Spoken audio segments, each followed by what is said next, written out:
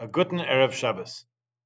Last year at this time, I think I got around talking about the Akedah, the binding of Isaac, because it was Rabbi Sachs's Yortzeit, and I wanted to focus on that.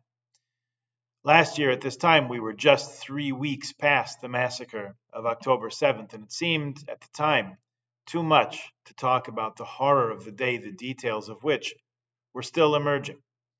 So this year, I do want to mention Rabbi Sachs's Yortzeit coming up this week, Wednesday night, Thursday. He's a very special person in the hearts and minds of many of us, and someone whose writings and teachings and perspective will continue to illuminate the Jewish world, and hopefully the rest of the world too, for a long time to come. Up until a few years ago, we were reading Rabbi Sachs's books as they came out as a kehillah. We would take a year and read a chapter or two of the newest book each month. Maybe it's time for us to get that started again. We would all benefit from more engagement with Rabbi Sachs's perspective. Let me mention that a week from Saturday night, there will be a gathering at Shari Shamayim Shul with Rabbi Sachs's successor, Rabbi Ephraim Mervis, the current chief rabbi of the United Kingdom and the Commonwealth. You can find information in our bulletin this week or on Shari Shamayim's website. Here's what's happening in our morning minyan for those who haven't checked in recent weeks. It's true in years past and this year around Rosh Hashanah, when we read the two portions of this week's Sedra on the first and second day of Rosh Hashanah, I mumbled a little bit, grumbled, that the Akedah, the binding of Isaac, chapter 22 of Genesis, is in fact in our Siddur, meant to be read every morning so that we can confront this awesome and perhaps horrifying moment in our history on a daily basis. Usually we buzz right by it. So this year the minyan agreed, or seemed to agree, or at least did not protest too much, to add that reading into our morning routine. Really adds only a minute or two, and hopefully it adds something important to our spiritual agenda.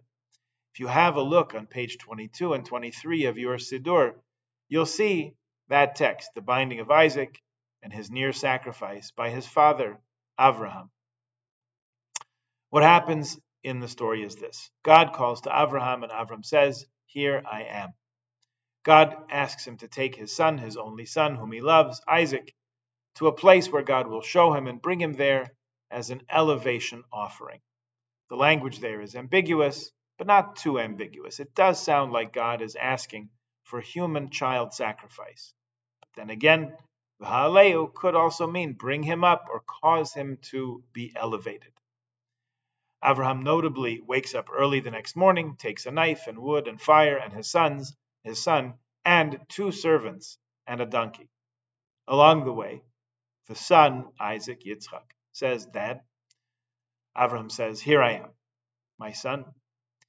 Isaac asks, "You have all the stuff you need for an offering, but where is the ram for the offering?" The father answers, "God will show us the ram for the offering, my son." Or, since there are no commas or any punctuation in the Torah text, it could be, "God will show us the ram for the offering, my son." They arrive. Avraham parks the donkey with the two unnamed servants, and father and son ascend Mount Moriah. Avraham binds his son upon the altar and stretches out his hand with the knife to slaughter him, at which point an angel of God calls out, "Avraham, Avraham," and he answers, "Here I am." The angel says, "Stop. Don't stretch out your hand to the lad. Don't harm him. Now I know that you are a God-fearing person."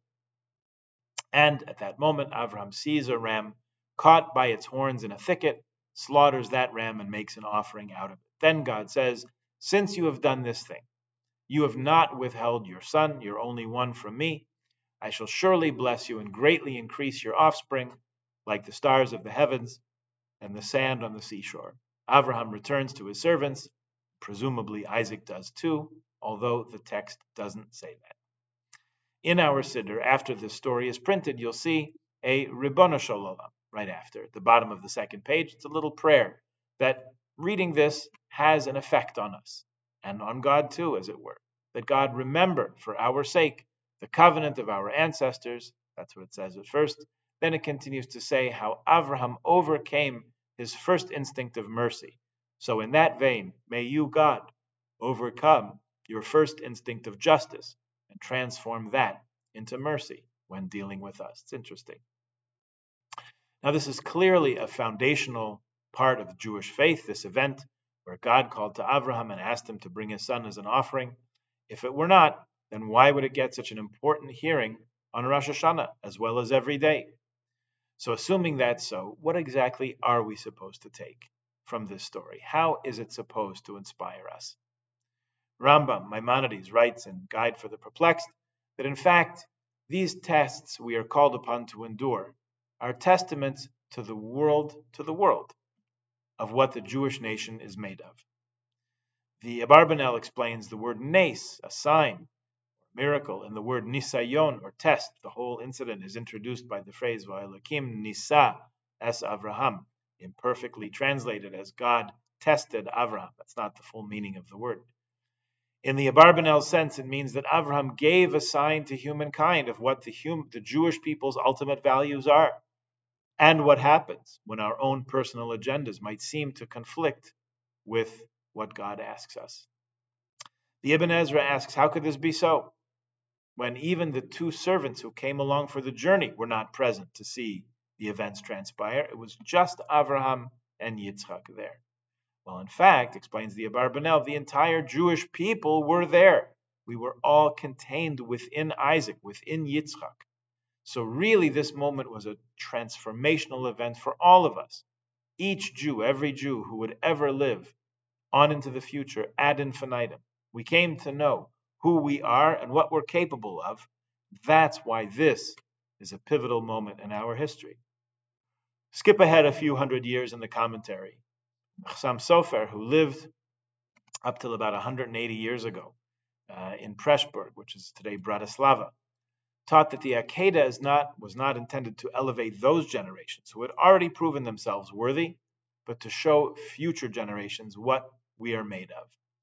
Yes, there could come a time where father and son would be involved in sacrifice, either actual sacrifice, as happened countless times from Masada during the Crusades, to name just a few, and Mesiras Nefesh, self-sacrifice, where Jews would be in a situation to offer up their lives, al Kiddush Hashem, for martyrdom, for the sanctification of God's name. In other words, just for being Jewish.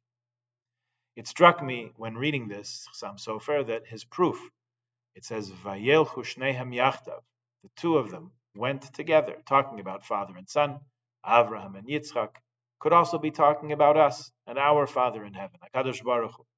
There may come times, there certainly have been times, when martyrdom, it seemed, was our lot. And yet, Vayelchu shnehem yachdav, we walk together, God and his children. Why does it work this way? We have no idea. I found it tremendously challenging to read the stories of the pogrom of October 7th.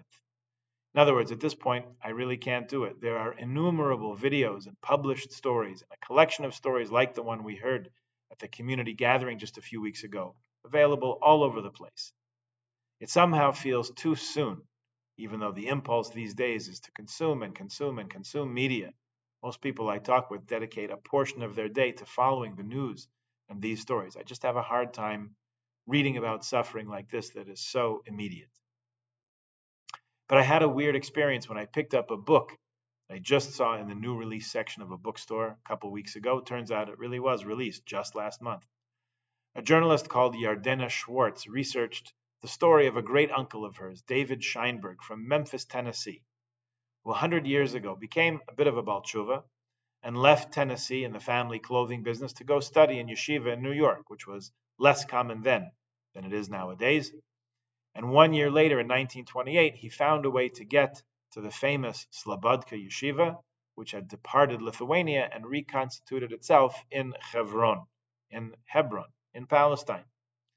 So David had written about 90 letters home to his parents, which were eventually found literally in a trunk in the attic, about how wonderful Palestine was and how his yeshiva studies were going and the beauty of the land and how moved he was by Jewish life there in the Holy Land.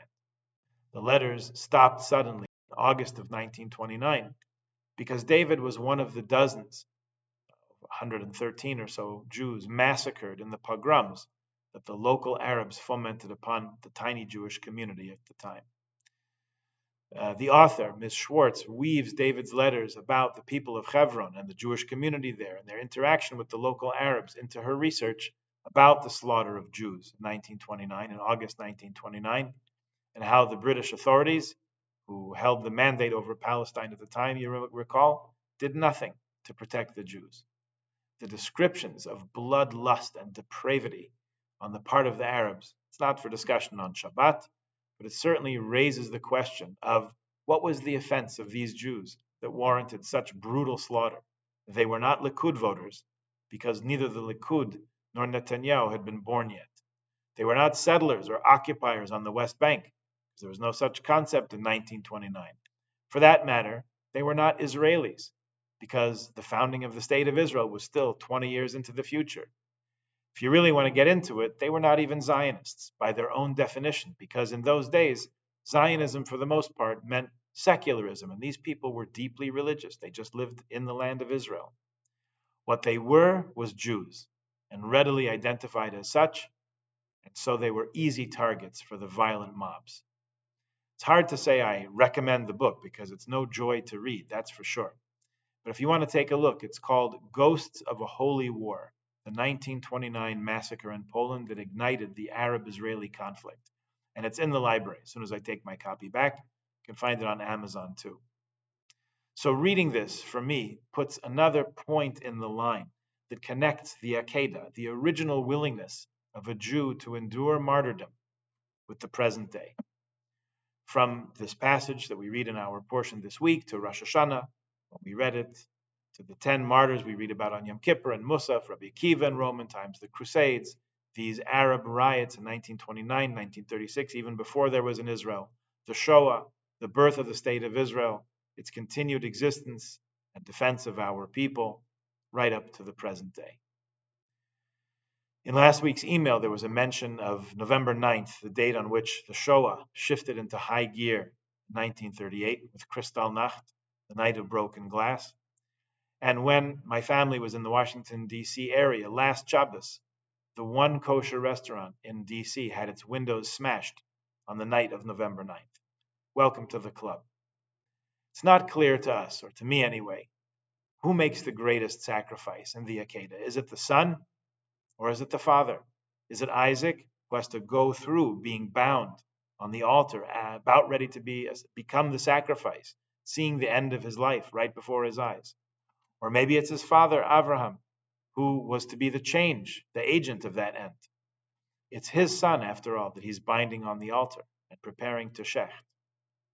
Is the greater sacrifice the soldiers who go into battle today from Gaza to Lebanon, not knowing if they'll return? Or is the greater sacrifice on the part of their parents, who kiss them and send them off to battle, not knowing whether their precious child will return? It's an impossible equation to evaluate. Couldn't we also say that the hardest challenge is for God, our Father, Avinu Malkeinu, who sees his children go through all these challenges every day, at every level? To questions that have no answers, let's go back to what we do know. The parsha begins and ends with laughter. At the beginning, Sarah's laughter may seem like a sign of skepticism or delight. We're not quite sure what. At the end of the parsha, after the Akedah, Yitzchak, who is now a survivor, retains his name, which means he will laugh. So perhaps the Ramban was most on point in explaining the Akedah. It shows us as a people and as individuals what we are capable of, what limitless capacity we have to endure hardship, fear, war, oppression, hostage taking, and everything else, even up to the taking of our lives, and not give in or surrender our humanity. Even more than that, we keep what Yitzchak kept, the ability to laugh. Sometimes it's a laughter of bitter irony. Sometimes a laughter of joy. Sometimes a laugh is the only way we can navigate between what we expected and what actually takes place. The great French Jewish writer Henri Bergson wrote that laughter has a moral role. It helps us remember that the soul and the mind are flexible and agile and adaptable. We've had to do a lot of that over the centuries, and it could be that this tense and terrifying moment in Genesis is the origin of our ability to revisit and even experience such moments again and again and again, and stay true to ourselves and to our purpose, and say, Hineni, here I am, here we are, even as we face impossible odds. May we all fulfill our potential, and may the families of the soldiers and the hostages laugh with only delight and joy as their children, their partners, and their parents return home in safety and good health and life. Shabbat Shalom.